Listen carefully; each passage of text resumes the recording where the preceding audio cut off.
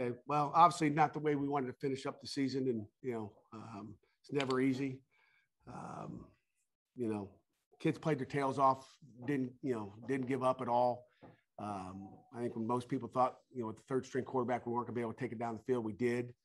And it comes down to the details, and you throw a pick in the red zone when you got a chance to at least tie it up and go overtime.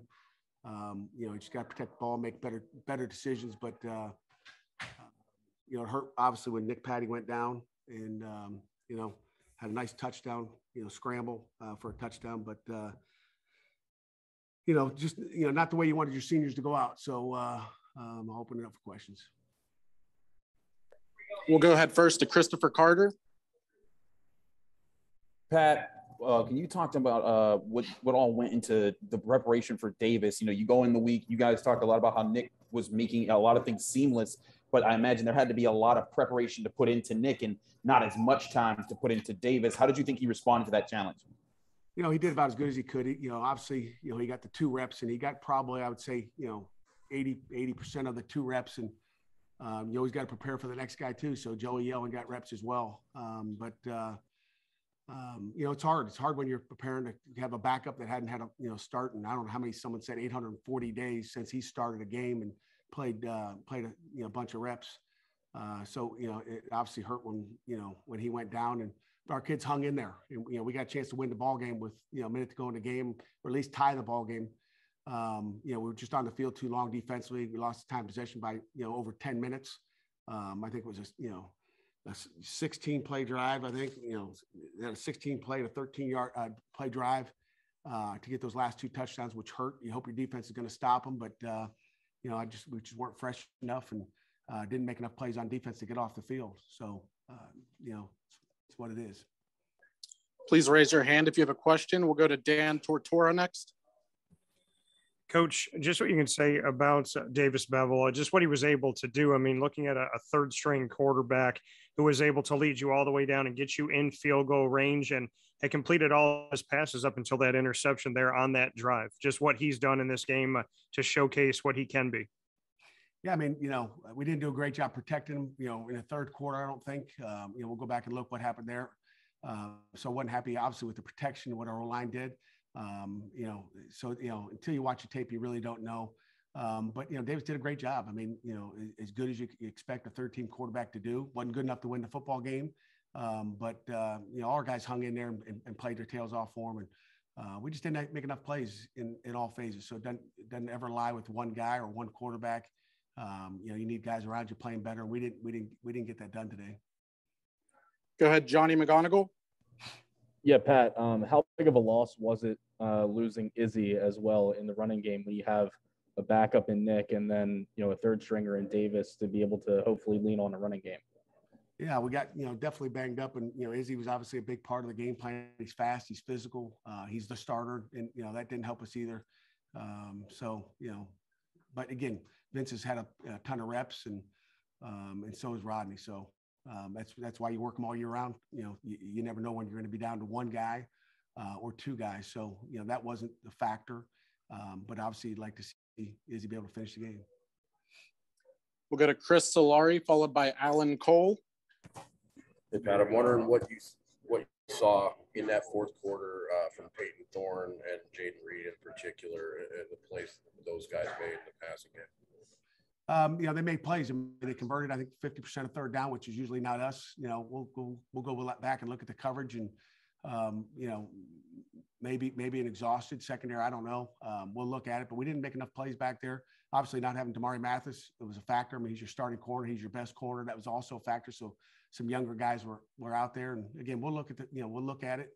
You look at whatever we held them to, 24 points. It was a solid day, but not good enough to win against a good team. Go ahead, Alan. At the end of a game like that, and after a season like this, it's been so historic for the program. What's the message to your team, just kind of after the way it ended like that? It's never easy. I mean, at the end, it won't be easy, for 2 teams, tomorrow when we're playing in a playoff game, someone's going to lose and you have a great season like that and get to the playoffs. So it's never easy. But we got a lot coming back, and we'll be looking, we'll start to work tomorrow towards an ACC championship for next year. And that's the goal. That's the standard that we have. And, it's not easy, but that's the ball game. And, we haven't lost for a while, and our kids have a lot of confidence. So it hurts, they're hurting there. They're frustrated, and a lot of tears in that locker room. So they care and they fought. Good. Christopher Carter. Hey, Pat, just wanted to talk about the defense. You mean they put on an inspired performance early on, getting a touchdown, creating turnovers, but you saw late in there, like you were talking about, it looked like they were able to connect on some, but it seemed like a lot of theirs were tight throws into tight coverages. MJ was up on his man. The touchdown to Hayward was between two guys. Did you feel like it was more of like just they were making great plays, or were there communication breakdowns that you thought were happening? There was one communication when Hayward caught a ball out in the flats where we were playing man free. So that's the only one miscommunication. Safety gave him the wrong call. And that was the one miscommunication. But again, you give them credit. They made, Hayward had a heck of a catch in the end zone, and it was a heck of a throw and catch on the end. And, you got a guy in coverage, you got to make a play. That's what it comes down to. You got to make a play. And, MJ's hurt in there as well. But, he'll only get better, for 2022. Go ahead, back to Dan Tortora.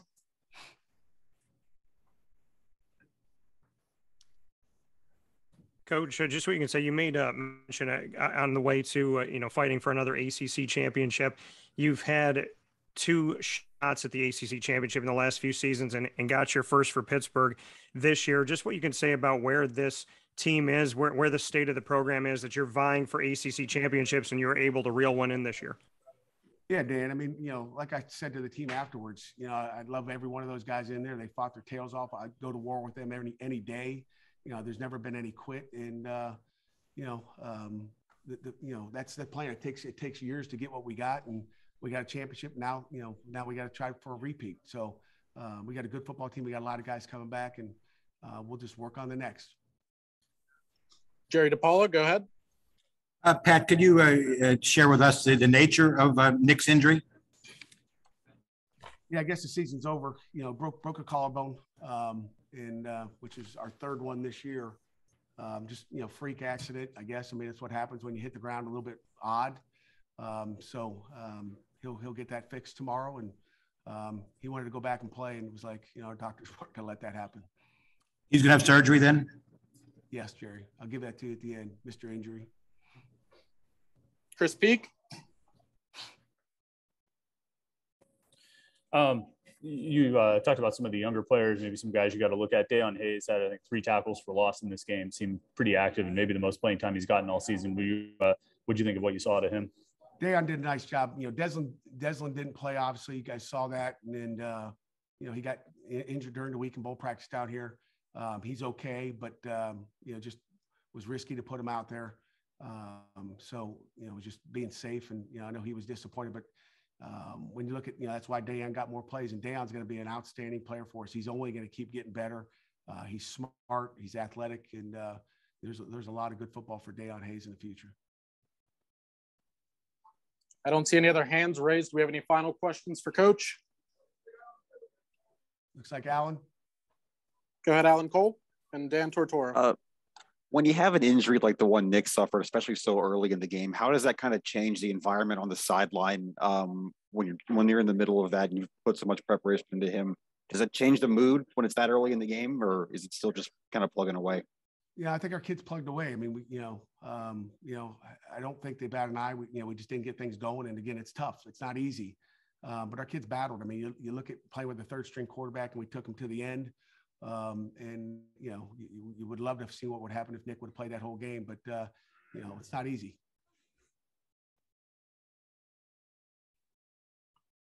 Go ahead, Dan, and then Johnny McGonigal. Coach, just what you can say about Jordan Addison. I mean, he was there with you at ACC kickoff at the beginning of the season. What you saw from him going into the season, and then him all the way through this season, how you've seen him develop. Has he somehow, some way, even exceeded your expectations? I would say so. Jordan Addison is an outstanding player. I mean, I don't know what hasn't been said about him, winning a Blitnikoff. Wish he'd had more than 7 catches. Probably should have got him the ball more. Just couldn't get it to him enough. In the second half, the plan was just to have Davis, hey, look to find number 3 and throw it to him. Let him go make a play. And we started off with a couple drops. I think weren't easy catches, but Jordan had a great game, had a nice reverse, and didn't get our return game going with him. But Jordan Addison is a spectacular football player, and he's going to have a big 22 season as well. Go ahead, Nick. Hey, Coach Narduzzi, you guys allowed 5 sacks this year. You guys allowed a lot of pressure. I know there were a lot of moving pieces on the offensive line. Gabe got hurt and everything, but with that whole group, that whole group's coming back next year. They've obviously announced that. What do you say to a group like that where they've had such a great year and then they kind of end this one on a bit of a downer? What can you say for them as they kind of work towards next year?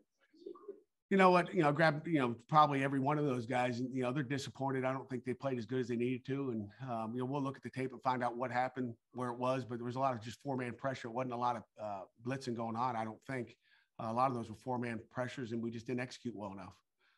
But they know that, and when you're playing with a second and a third string quarterback, that O-line's got to step up and play better than they did. Take 2 more, Dalton, and then Craig, and then we'll wrap it up. Pat, towards the end of the game, you guys had an opportunity to put that game away really on that second to last possession on offense. And then on 3rd down, you guys ran that pitch play. How involved were you in that play call? And would you change your mind if you could?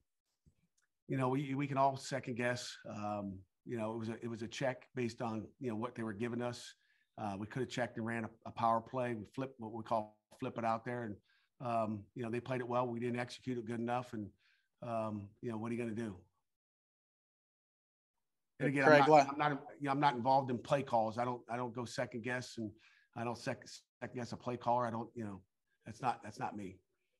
So final question for Craig Meyer.